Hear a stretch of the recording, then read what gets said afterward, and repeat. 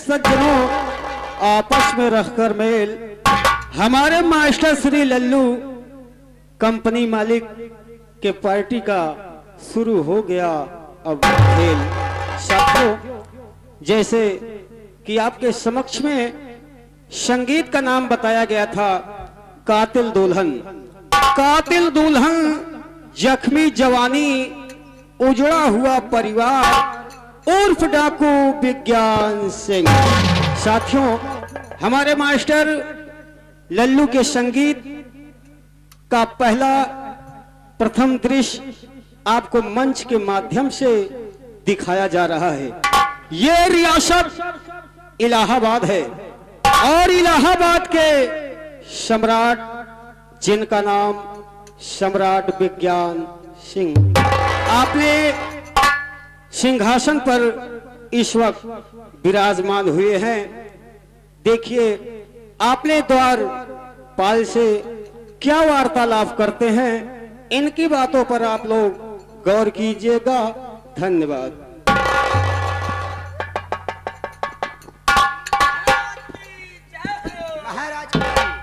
जय हो महाराज की जय हो, महाराज की जय हो। हेलो द्वारपाल, ये बताओ दरबार का समाचार ठीक तो है ना? महाराज, महाराज राज दरबार का समाचार सब ठीक है। राजा राज कर रहे हैं, प्रजा सुख कर रही है, सदा आपकी जय जयकार हो रही है। बहुत अच्छा है द्वारपाल, हम यही चाहते हैं कि हमारे रहते हुए हमारी प्रजा को किसी प्रकार का कष्ट नहीं होना चाहिए, हमारी प्रजा को किसी प्रकार का दुख नहीं होना चाहिए। लेकिन द्वारपाल, महाराज आज बात क्या है और वजह क्या है जो कि राज दरबार में मंत्री भूगोल सिंह नहीं मौजूद हैं? महाराज, हो सकता है कि मंत्री साहब रैयतों की तरफ गए हों और आकर के अपने आरामदायक कमरे में आराम कर रहे हो। महाराज द्वारपाल, महाराज आप ऐसा करिए, उनके लिए इसी वक्त फोन करो और उन्हें राज दरबार में पेश करो। अच्छी बात, मेरे हुक्म का पालन करो। अच्छी बात। ए भैया यहाँ आओ। ए भैया ओ ऋषि आया ना? का भाव? ये बतावा। हाँ, मुँह बाए बा नहीं मुंह नहीं बाए बा, साले मुंह फैलाए बा। मोबाइल बा साले करें दूर बा, एहल घोरा दिया बाबू लम्बरदार नहीं करिया मैं। मतलब ही नंबर मिला दे का? नहीं, यह नंबर ना मिला बा, एहल घोरा दिया अपने कैमरा में बैठा हुई हैं। सारे कैमरा में नहीं, अब सारे कैमरा में नहीं, सारे पूरा टेलीविजन बैठा हाँ वे। चल ठीक है, कोनो बात ना, मोबाइल छोड़ दे। ए भैया मोबाइल छोड़ दे, नंबर तुरंत ही। अरे द्वारपाल, ये सब क्या हो रहा है? समय नष्ट कर रहे हो ना? ए भैया ये दरबार है। अपन दोनों भाई फोन करिए इसी वक्त। कहीं ज्यादा ना बोला कर, हम बाबू साहेब महाराज है बाबू। अरे यार हो के बोल रहा बे, नहीं तो मूड खराब हो जाए बे, मारा साढ़े 3 चला करोगा भाई। ये देखा ये 90 2 92। अरे साले रात दरबार में बाटा कौनो बाबू के लगे नहीं नंबर मिला होता है कहाँ हिम्मत कहाँ है दे? हाँ, साले 90 2 92 नहीं, साले भैंसान छोड़ बे, ओडा मिलाऊ। 99 36 तमाम 032।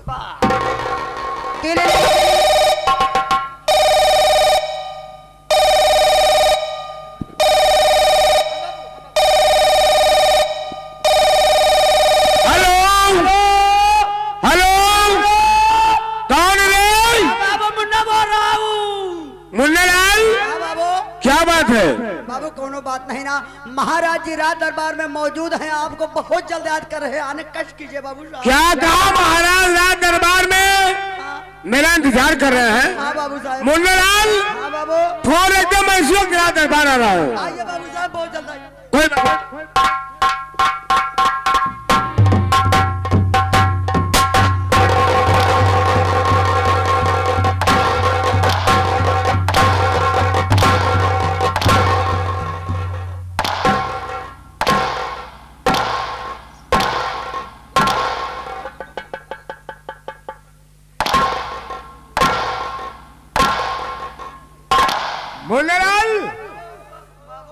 ये बता अचानक फोन करने का कारण क्या है? 10 किलोमीटर। क्यों रे? 10 किलोमीटर का मतलब क्या है? बाबू साहब जल्दी में बात करना चाहता था। बता मुन्नालाल, बात क्या है? बाबू साहब बात कौन नहीं ना, महाराज जी राज दरबार में मौजूद हैं, आपको याद कर रहे हैं, मिलने का कष्ट कीजिए बाबू साहब। तेरे कहने का मतलब महाराज राज दरबार में मेरा इंतजार कर रहे हैं। हाँ बाबू साहब। मुन्नालाल, हाँ बाबू। इस वक्त मेरे साथ चल, हाँ महाराज के पास चलते हैं और अचानक बुलाने का कारण हम उसे जानना चाहते हैं। अच्छी बात है। आओ मुझे।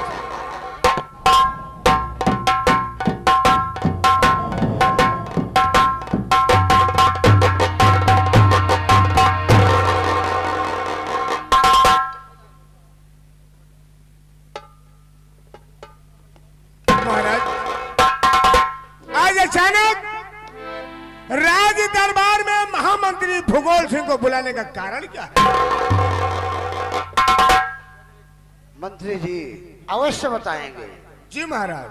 कि हमने आपको किस लिए याद किया है और किस लिए बुलाया है। मंत्री जी, आज हम अपने पूरे परिवार को अपनी इस राज दरबार में अपने नजरों के सामने देखना चाहते हैं और कुछ उन लोगों से वार्तालाप करना चाहते हैं। जैसे क्या महाराज, आप विराजमान होइए, आपके परिवार को मैं बुलवाता हूँ। हाँ, बड़े राजकुमार डिम्पल सिंह और छोटे राजकुमार सिंपल सिंह और साथ साथ बहू रानी चंपलावती, इन सबों को हमारे नजर के सामने पेश किया जाए। जैसे क्या मेरे हुक्म का पालन किया जाए। मुन्नालाल, सुना महाराज के हुक्म को? हाँ बाबू अपने कानों से सुने। क्यों रे?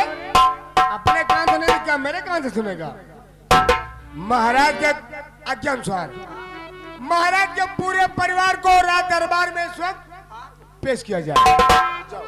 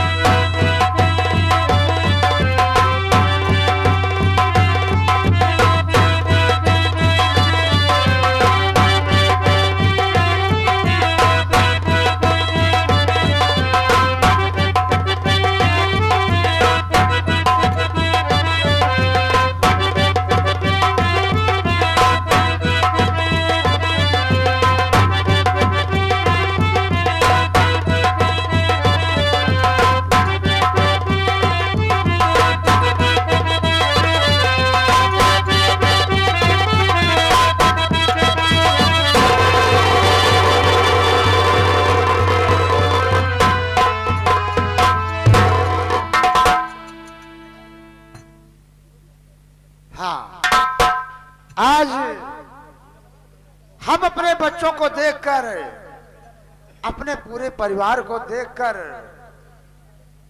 बहुत ही मुझे खुशी मिल रही है और इन बच्चों से आज हमें बहुत जरूरी बात करना है। हाँ साहब, इस सीन को देखते हुए, इस पूरे परिवार को देखते हुए हमारे भैया दुर्गेश मौर्य जी जो कि इसी गांव के रहने वाले हैं, 51 रुपया व्यवहार दे रहे हैं भैया। हम और हमारी पार्टी हार्दिक स्वागत बंधन करती है। हाँ, तो बेटा डिम्पल सिंह, आओ बेटा इधर आओ। जी पिताजी, बेटा मेरे लिए क्या आदेश है? आज हम कुछ आपको जिम्मेदारी देना चाहते हैं बेटे। पिताजी, वो कौन सी जिम्मेदारी है? जिम्मेदारी ये है बेटा कि सबसे पहली बात तो अपनी इस रियाया का देखभाल आपको करना है। बेटा डिम्पल सिंह, पहली जिम्मेदारी आपकी इस रियाया का देखभाल करना, और दूसरी जिम्मेदारी यह है बेटा कि साथ साथ खेती बाड़ी और घर का कारोबार, इन्हीं सब तुम्हें ही देखना है बेटा। पिताजी, बेटा आपका आदेश मेरी सराखों पर। बहुत अच्छा है बेटा, हम आपसे यही उम्मीद रखते हैं बेटा कि आप ऐसा ही करेंगे। चलो बेटा, साइड में लग जाओ, आओ। हाँ बेटी बहू रानी, आप भी इधर आइए। हाँ बेटी, बेटी आज आपको भी हम कुछ समझाना और बताना चाहते हैं, साथ साथ कुछ जिम्मेदारी और बताना चाहते हैं आपको। हाँ बेटी बहू रानी, आपको मालूम होना चाहिए कि आपको इस घर की बहू ही नहीं बल्कि हम अपनी तरफ से लक्ष्मी मानते हैं। तो बेटी आपको यही बताना है कि ये बेटा सिंपल सिंह जो है पढ़ने के लिए विद्यालय जाता है, और साथ साथ सिंपल सिंह के कपड़े वगैरह आपको साफ करना होगा बेटी, और सिंपल सिंह को समय से स्कूल भेज देना होगा बेटी। और उसके बाद ये घर का जितना चौका बर्तन है बेटी, ये सब आपको करना है बेटी। चलो बेटी, हम आपसे यही उम्मीद रखते हैं।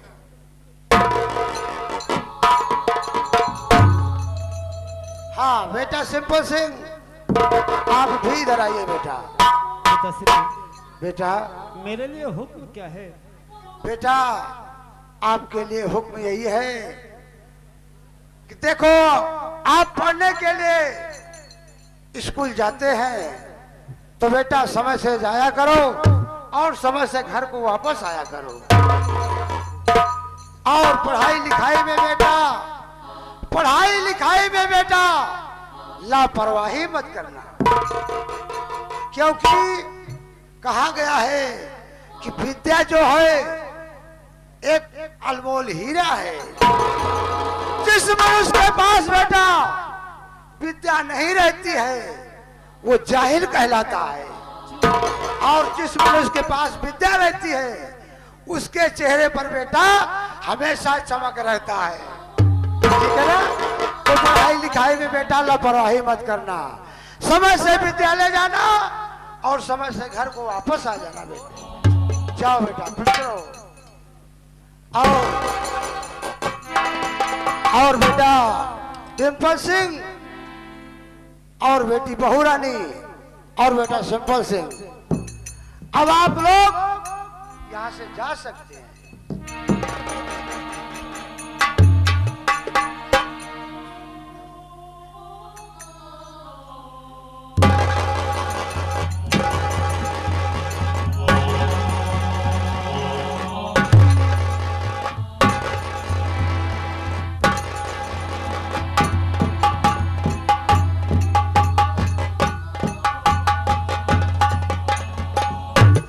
बड़े भैया अनुज, कहना क्या चाहते हो? पिताश्री ने हम लोगों को आदेश दे दिया कि आप लोग यहाँ से जा सकते हैं, परंतु बड़े भैया इस राज दरबार से जाने की मेरी इच्छा बिल्कुल नहीं कह रही है, इसलिए कि देखो ये राज दरबार कितना सुहाना दे रहा है, और राज राज दरबार से जाने की मेरी इच्छा बिल्कुल नहीं कहती भैया, परंतु इस वक्त मेरे विद्यालय जाने का वक्त हो गया है और पिताश्री का हुक्म भी है। इससे बेहतर बड़े भैया चलो पिताश्री के आशीर्वाद लेकर मैं विद्यालय जाना चाहता हूँ। अनुज, तुम ठीक कहते हो। आओ पिताजी से पहले आदेश से आशीर्वाद। बहुत अच्छा भैया।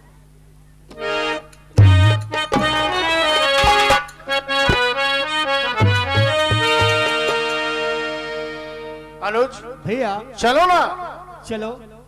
अरे यार जल्दी क्यों नहीं? और ज्योति सी ज्योति, बड़े भैया ज्योति सी ज्योति जगाते चलो, ये बात ज्योति सी ज्योति जगाते चलो।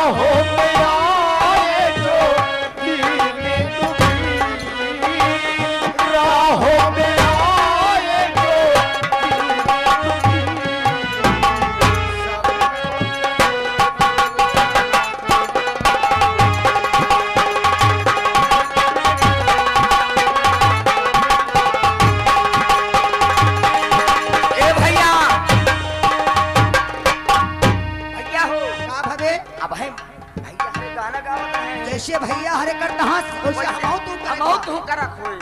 ए पीढ़ी से पीढ़ी लगा दे चलो, पीढ़ी से पीढ़ी लगा दे चलो, माचिस का पैसा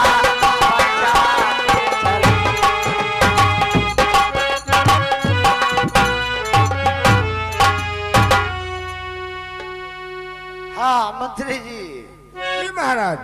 ये दोनों भाई आपस में बचत के बारे में सोच रहे हैं। जी महाराज, इस दरबार के पुराने धक्का है। दरबार है, खुश हैं ये लोग। जी महाराज।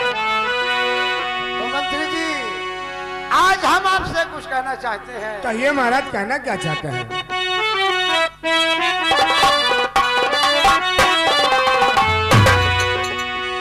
और मंत्री कैसे चल रहा राज का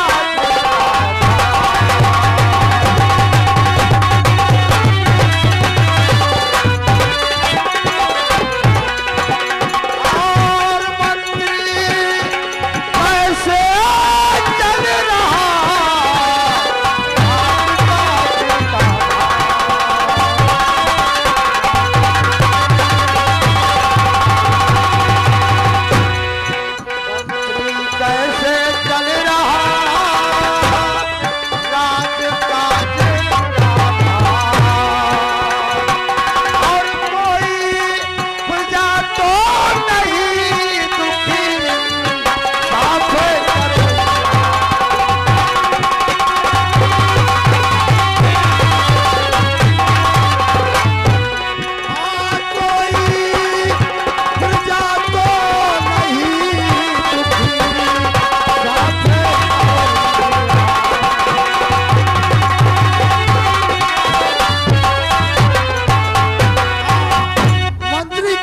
चल रहा, मंत्री कैसे चल रहा, राजकाज का भार, कोई प्रजा तो नहीं दुखी, साफ करो इजहार। महाराज बताइए मंत्री जी। आप सिंहासन पर विराजमान होइए, मैं बताता हूँ। बहुत अच्छा है।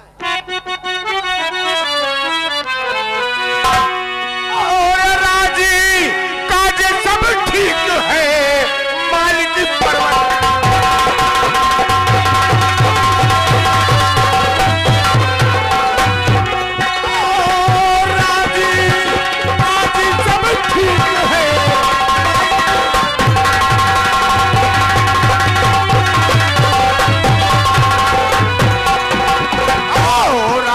काज सब ठीक है, मालिक परवरिश मगर बड़े साहब दुखियों के संकट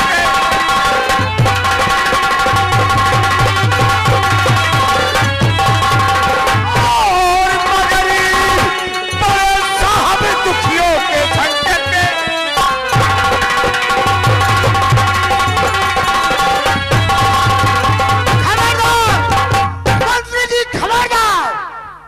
क्या कहा? बड़े साहब दुखियों के संग अत्याचार करते हैं। मेरा बेटा डिम्पल सिंह वो अपनी रियाया के साथ, अपनी प्रजा के साथ कभी ऐसा काम नहीं करेगा। मेरा बेटा डिम्पल सिंह पढ़ा लिखा एक बुद्धिजीवित इंसान है, और आप ये कह रहे हैं कि दुखियों के साथ अत्याचार करते हैं। आज के बाद अगर फिर ऐसी बातें मुंह से निकाली मंत्री जी, तो मुझसे बुरा कोई नहीं होगा।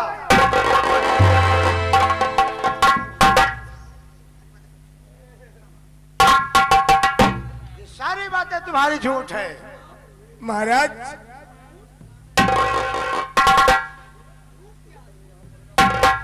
महाराज गुस्ताखी माफ हो। कहना क्या चाहते हो? मैं आपके दरबार का बहुत पुराना वफादार मंत्री हूँ। आज आपको मेरी बातों पर यकीन नहीं हो रहा है, तो फिर महाराज एक दिन अगर ये बात आपके सामने सच करके नहीं दिखाया, अच्छा तब मंत्री भूगोल सिंह मेरा नाम है। ये बात है। अगर ये बात है मंत्री जी तो ठीक है, इसके बारे में हम खुद विचार विमर्श करेंगे, ठीक है ना? इसमें आपको चिंता करने की कोई जरूरत नहीं है। चलो आज का दरबार यहीं पर समाप्त किया जाता है। कल जो कुछ होगा फिर देखा जाएगा। आओ मेरे साथ।